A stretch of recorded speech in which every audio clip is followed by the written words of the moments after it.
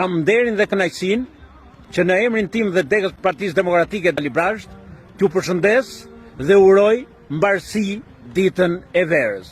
Gëzuar. Kjo ditë e madhe, me rrënjë në Çemenik, e përqafuar nga Elbasani dhe mbar Shqipëria. Sot jemi në Nesh, janë mbledhur banor nga gjithë trevat e Çemenikës, por edhe banorët që kanë migruar dhe emigruar janë rikthyer këtu, në këtë vend panoramik, një vend i bukur, një vend me ujë, një vend me bimë medicinale, një vend i veshur me pyje, një vend me toka pjellore. E çfarë nuk ka këtu?